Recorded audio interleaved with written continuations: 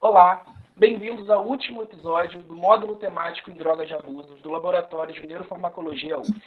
Meu nome é Carlos Teixeira e serei um anfitrião de vocês nesse fórum.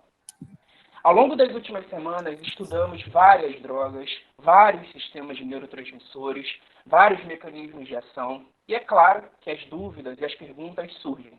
E é por isso que o fórum hoje foi criado, com o intuito de que nossos apresentadores respondam e esclareçam todas as perguntas feitas por vocês durante as aulas.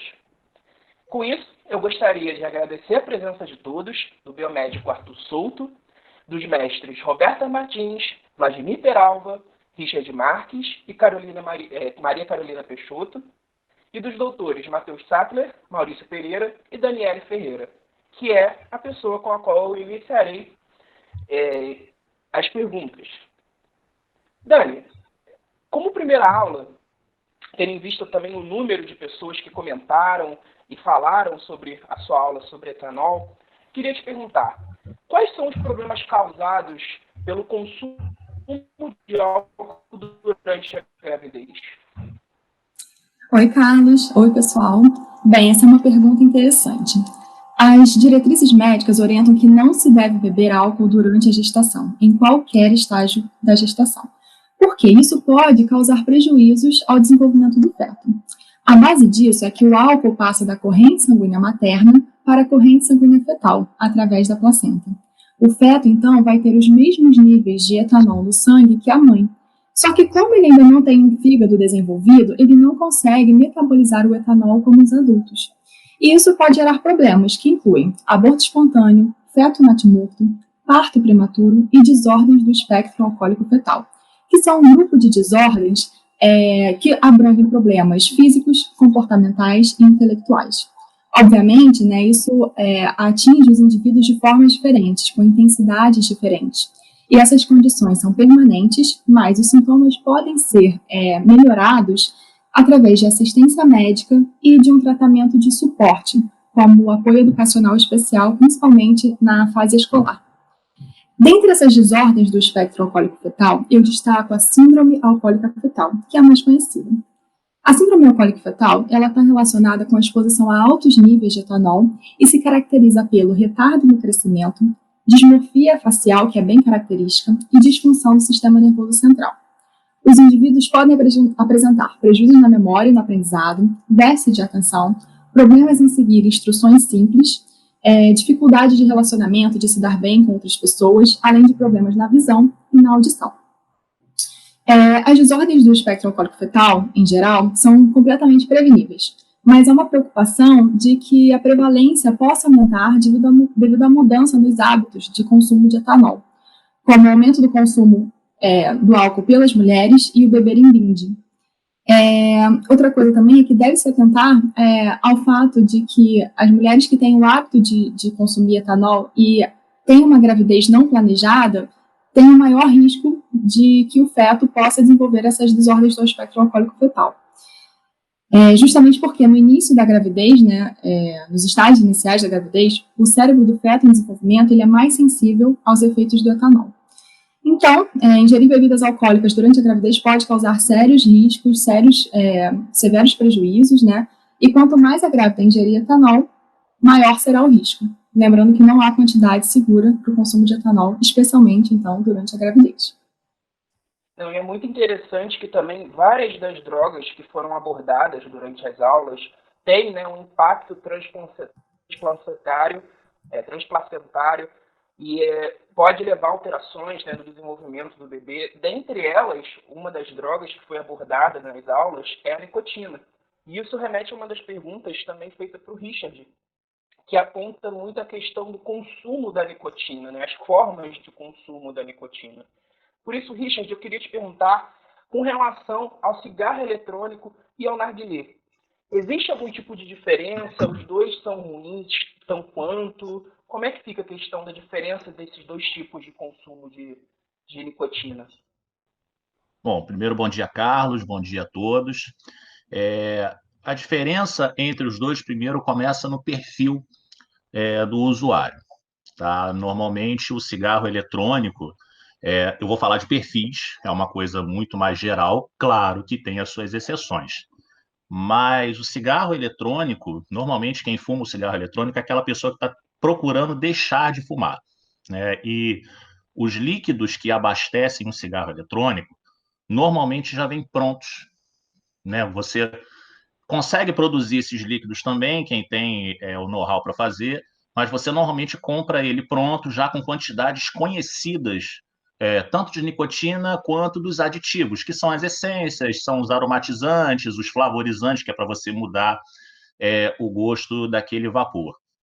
Agora, com relação ao narguilé, ou narguile, conforme vocês preferirem, ele é feito de forma muito mais artesanal, ele tem um uso muito mais recreativo quando você compara ele com o cigarro eletrônico.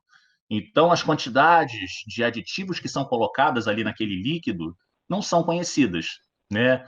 Além do que, também você pode colocar uma infinidade de produtos ali. Existe até na cultura oriental, né, o pessoal do Oriente Médio que consome muito o narguile, eles colocam até suco de fruta. Então, é um mundo muito aberto de possibilidades do que você pode colocar ali. E como isso é muito aberto, as quantidades de nicotina também não são conhecidas, vai depender muito do tabaco que aquela pessoa vai colocar ali, e fora outras drogas também que você pode inserir no líquido do narguilé. Então, ele se torna um pouco mais perigoso do que o cigarro eletrônico, justamente por você não conhecer. Tem pessoas que colocam, inclusive, cannabis, fora outras drogas também. Sim, e isso é um assunto muito interessante, né? Quando a gente para analisar a interação entre as drogas, entre os vários tipos de drogas.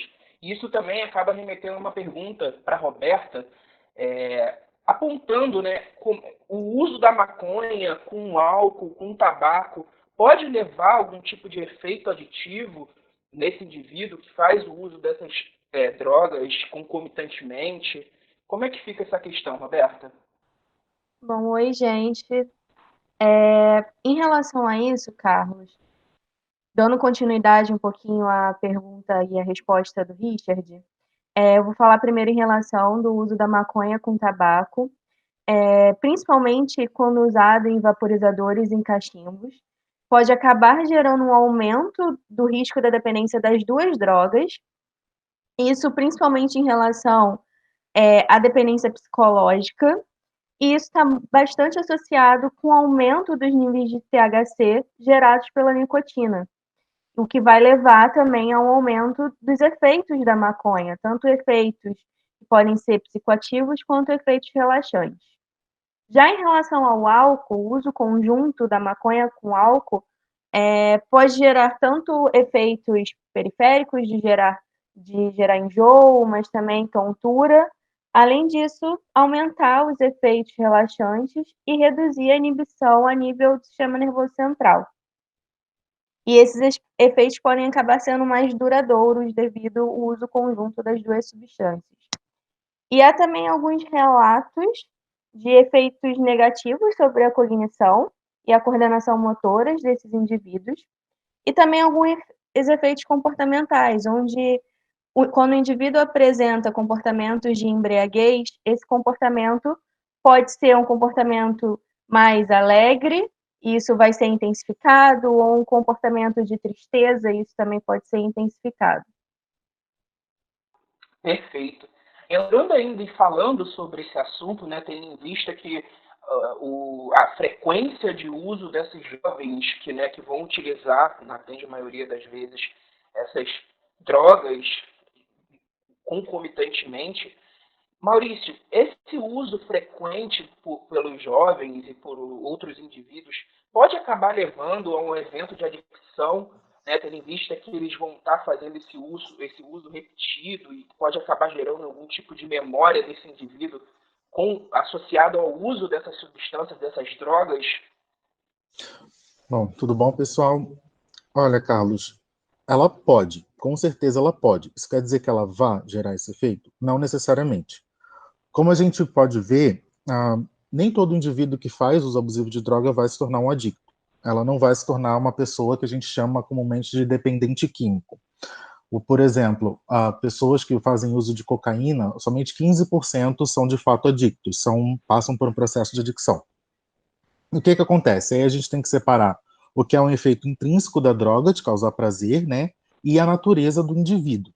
Então, toda droga, ela é capaz de gerar prazer, mas ela, dependendo da classe a qual ela está presente, qual ela faz parte, ela vai ter diferentes graus de potencialidade de prazer, a gente pode botar assim. Então, por exemplo, os opioides, eles são drogas mais perigosas a causar adicção, por exemplo, do que a maconha, do que os canabinoides. Mas aí a gente tem que considerar também a natureza do indivíduo, porque, por exemplo, influenciadores genéticos fazem parte dessa capacidade da droga de causar prazer, ou então diferentes fatores até mesmo ambientais, como, por exemplo, a idade que o indivíduo faz uso da droga pela primeira vez, o sexo do indivíduo, o ambiente no qual ele está inserido, tudo isso são fatores que influenciam na capacidade da droga de gerar adicção. Então, a adicção é um evento maior, que a gente pode colocar assim, e dentro dele fazem parte não somente a capacidade da droga de gerar o efeito de prazer, que pode variar dependendo da classe das drogas, mas também a natureza do indivíduo. Então, para dizer que o indivíduo se torna um adicto, a gente tem que considerar tanto o fator droga quanto o fator próprio indivíduo. Não, excelente. E aproveitando também, fazendo uma pergunta que foi feita, né, e é bem clássica de ser feita para a Roberta, falando exatamente dessa questão de portas de entrada, né? Quando a gente fala sobre a maconha, uma das primeiras questões que se levanta é a questão da maconha ser uma potencial porta de entrada para as pessoas entrarem no mundo das drogas. E eu queria te perguntar, Roberta, se realmente é possível que a maconha leve o indivíduo a buscar outras drogas, como, por exemplo, a cocaína, entre outras. Como é que fica essa questão em respondendo essa clássica pergunta, né, que chega às vezes até a ser um pouco polêmica? Queria saber de você o que você acha sobre isso. Bom, como você mesmo disse, Carlos, essa pergunta é uma pergunta bastante polêmica e já é um fato, uma pergunta recorrente há vários anos, vamos dizer assim, é uma pergunta antiga e já foi repetido diversas vezes e esse termo é sempre popularizado em todas as sociedades, de dizer que a maconha é uma porta de entrada para outras drogas. Porém, como o Maurício disse, existem fatores intrínsecos do indivíduo, como a genética, ou fatores extrínsecos do ambiente, que podem estar gerando a dependência para diferentes classes de drogas, mas o que se sabe, o que os estudos mostram em relação à maconha, é que ela tem uma baixa capacidade de causar a adicção e a dependência. Isso é visto desde 1992, com estudos desde lá, que já mostraram que grande parte dos usuários acabam abandonando espontaneamente o uso da maconha e não se tornam dependentes e nem têm experiências com outras drogas ditas mais pesadas. Isso pode ser explicado pelo motivo que leva esses indivíduos a fazerem o uso e o consumo da maconha, que geralmente eles buscam a maconha por ser uma droga mais relaxante, do que as outras drogas que têm, como a cocaína, por exemplo, que vai ter um efeito mais estimulante. Além disso, outros estudos apontam que a maconha já foi usada para auxiliar no abandono do consumo de drogas mais pesadas. Existem estudos que foram feitos na Unesp por psiquiatras brasileiros, o Dartil Xavier e o Eliseu Labigalini, que testaram o uso da cannabis, da maconha, para combater o vício do crack. É um estudo muito renomado e sempre citado, e que mostrou justamente que a maconha auxiliou cerca de 70% dos usuários a abandonarem o seu vício pelo crack, que é uma droga bastante pesada. Então, isso meio que comprova que a maconha não geraria essa dependência e não seria também uma porta de entrada, além do fato de que muitos pesquisadores concordam que o álcool, ao invés da maconha, sim, poderia ser considerado uma droga como porta de entrada, uma vez que ele já tem um grande potencial de causar muito mais danos pessoais e sociais do que a maconha.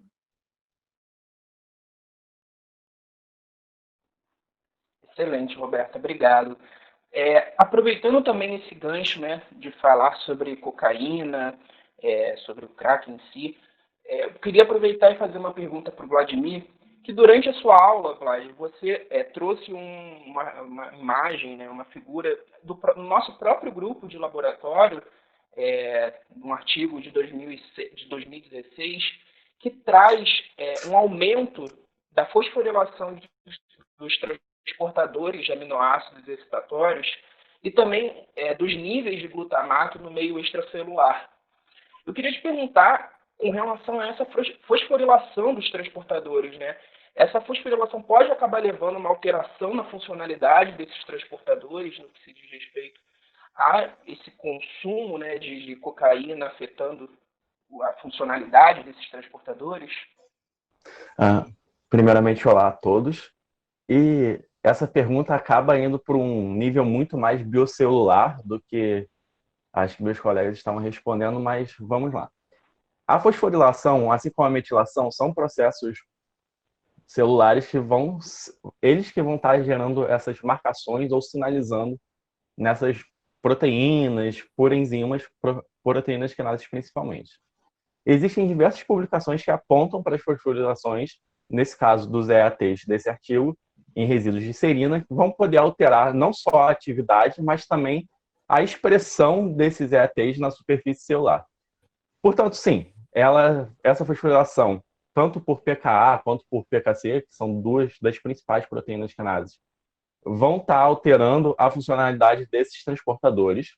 Só que vale muito a pena lembrar que nesse artigo especificamente, ele vai estar olhando só a funcionalidade, ele não vai estar olhando essa questão do tráfego desse transportador para a membrana celular ou o down regulation, que nós chamamos, a retirada desses transportadores. Então, a resposta é sim, eles vão estar alterando essa funcionalidade, Carlos.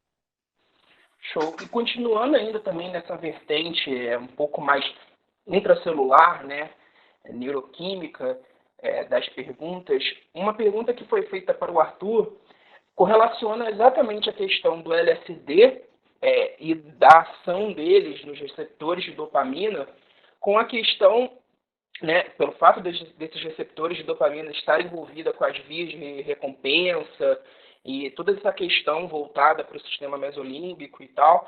Eu queria te perguntar, Arthur, por que o LSD não é capaz de gerar prazer, não é capaz de gerar essa adicção?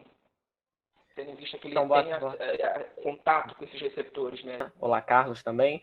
Essa pergunta é uma pergunta muito boa, mas que gera aí bastante controvérsias acerca da atividade do LSD. Então, como a gente viu no nosso módulo, e o Carlos até comentou um pouquinho, né, esse evento da adicção ele vai estar muito relacionado com essa busca insaciável pela droga, o que torna ali o indivíduo completamente dependente daquilo, né?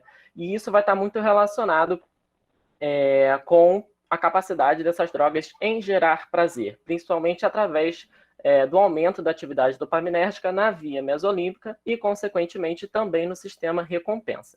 Então, no caso do LSD, apesar de ser descrito também o efeito dele como agonista de receptores dopaminérgicos, a sua atividade ela vai estar muito mais voltada para o sistema serotoninérgico e principalmente por aqueles efeitos alucinogênicos e não de prazer em si. Tá? Então, o argumento que se é utilizado para quem defende que o LSD não é capaz de causar prazer é que ele é uma droga que atua muito mais nas vias dopaminérgicas de vias mesocorticais, tá? Então, relacionadas então, com essas alucinações, do que vias dopaminérgicas mesolímbicas, que estariam, então, voltadas para a sensação de prazer. Particularmente falando, eu acredito que seja pouco provável que essa droga não seja capaz de induzir algum tipo de prazer, tá? O próprio efeito de alucinação pode despertar, por exemplo, inputs sensoriais no indivíduo que sejam incapazes de gerar algum tipo de resposta prazerosa. Além disso, é bastante comum a gente encontrar em artigos científicos que o LSD é sim capaz de gerar prazer. Então, por exemplo, aqueles artigos que eu citei na apresentação, de Gregório e colaboradores, eles falam sim que o LSD é capaz de gerar prazer. Então, eu acredito que, na realidade, não é que o LSD não gere prazer, mas sim que ele faz isso numa proporção muito menor em relação a outras drogas, principalmente aquelas que atuam primordialmente no sistema dopaminérgico. Além disso, vale ressaltar que vários fármacos, né, antidepressivos, por exemplo, eles visam uma melhora no humor de pessoas deprimidas, né, atuando principalmente sobre a neurotransmissão serotoninérgica, tá? Com o intuito de potencializá-la mesmo.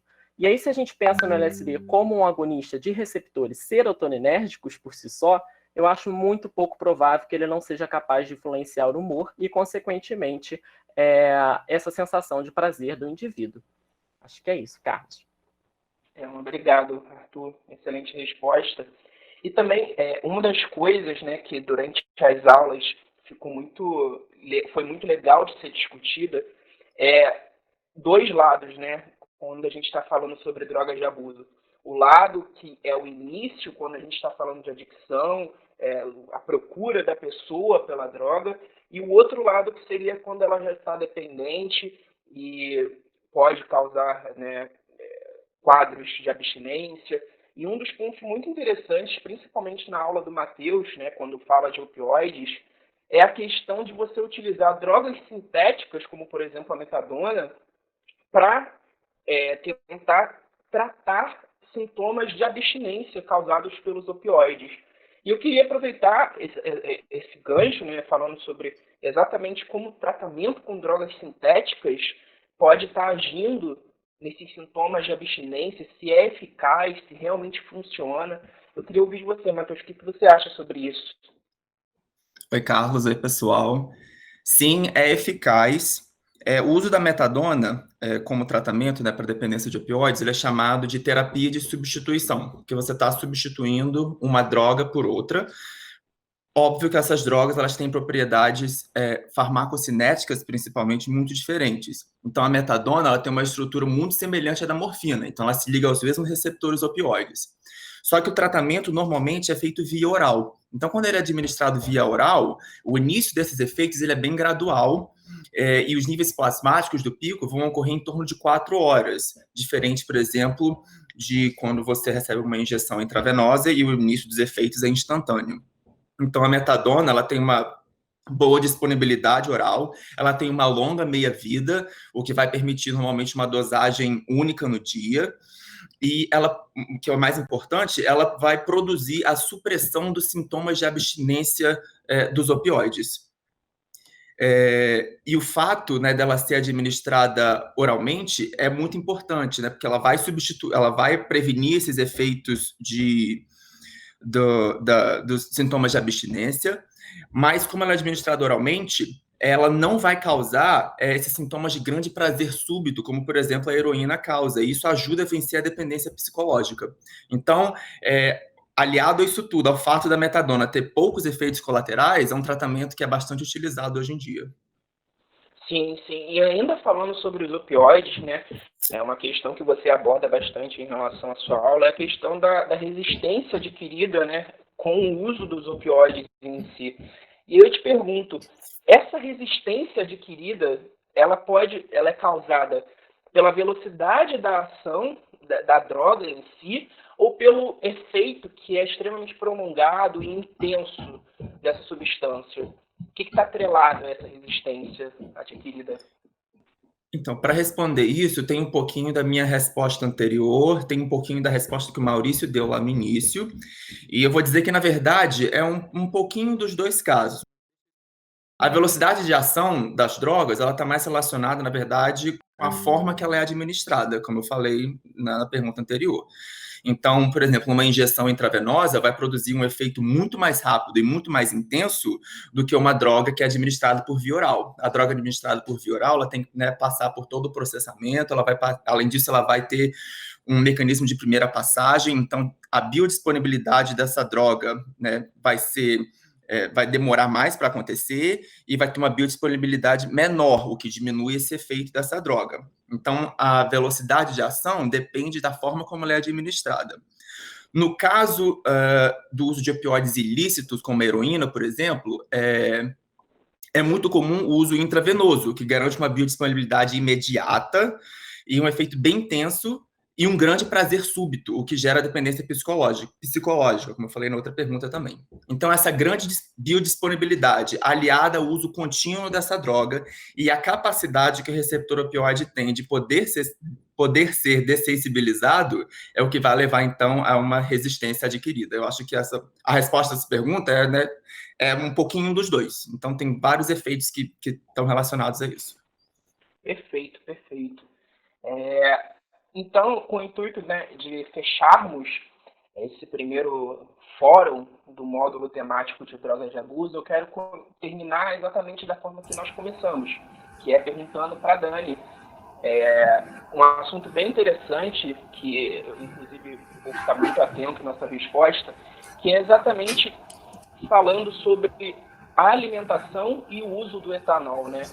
Que é, por exemplo, quando a gente se alimenta e depois bebe, por que a gente não sente tanto esses efeitos do etanol quando, em comparação, a gente bebe estando em jejum? Essa é uma dúvida de muita gente, né? Então, pessoal, relembrando um pouquinho, o etanol, ao cair na corrente sanguínea, vai alcançar os diferentes órgãos e sistemas e exercer os seus efeitos. Para isso, ele precisa ser absorvido. E essa absorção ocorre em grande parte, 75% a 80%, no intestino delgado.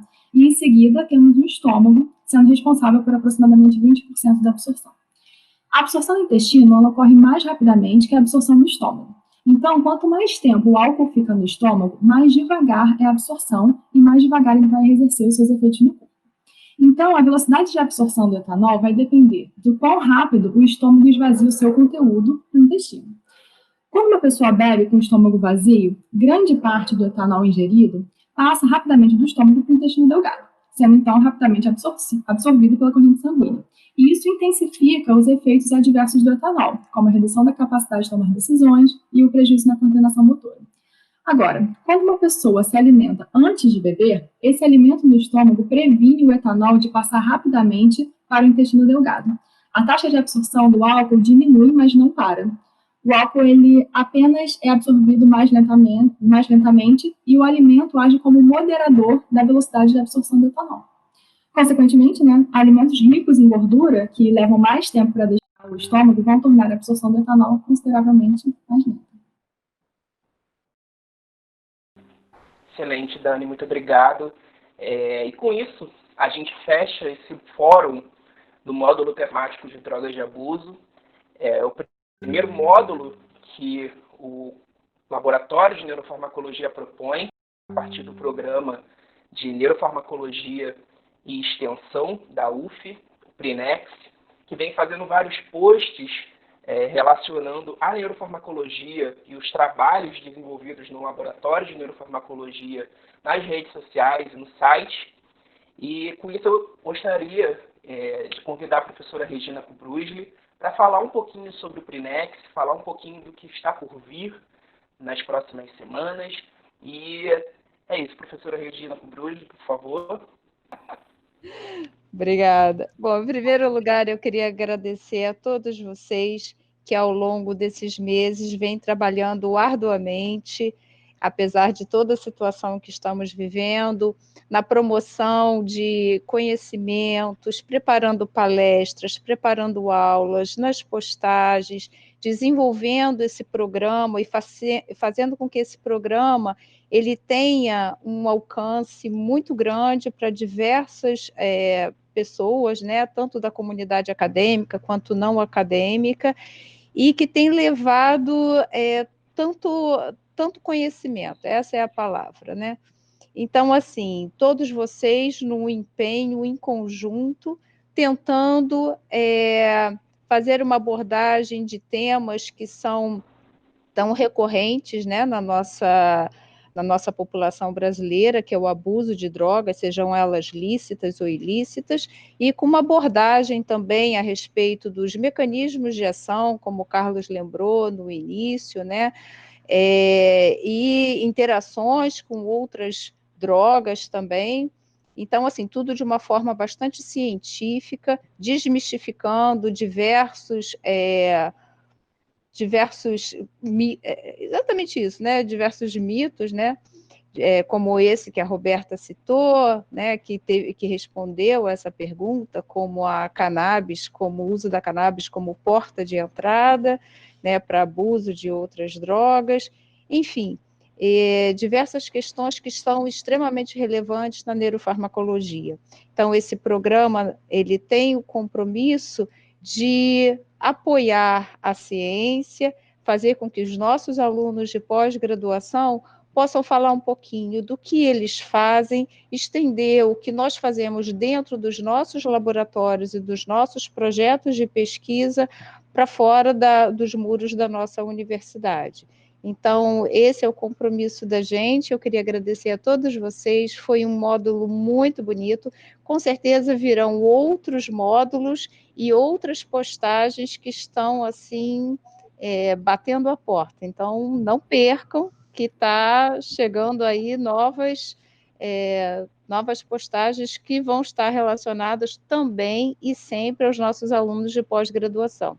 Queria também agradecer aos colaboradores que já foram, né, alguns ex-alunos de pós-graduação, como o Matheus, a Dani, o Maurício, outros colaboradores que também estão aqui presentes, né, nessas aulas, que foi a Luzia Sampaio, que também fez um papel teve um papel extremamente importante relacionando os efeitos, né, da cannabis medicinal, como é que a cannabis medicinal ela está sendo vista agora, né, no Brasil, e também há outros professores que fazem parte do Prinex, como o professor Alex Manhães, o professor Ricardo Reis e o professor Ismar, que é no nosso departamento também. Muito obrigada a todos e até o próximo evento. Obrigado, professora. E com isso, pessoal, a gente finaliza o fórum. Agradeço muito que todos tenham acompanhado as aulas. Mandem suas perguntas ainda. Talvez a gente apareça fazendo uma parte 2 desse fórum. Mas, por hora, gostaria de agradecer a todos, a presença de todos, a participação de todos e peço para que vocês continuem seguindo nossas redes sociais, as redes sociais do Neurofarmaco, UF, para que acompanhem as novas publicações, os novos projetos, e eu tenho certeza que vocês vão gostar. Então, é isso. Tchau, tchau a todos e nos vemos em breve.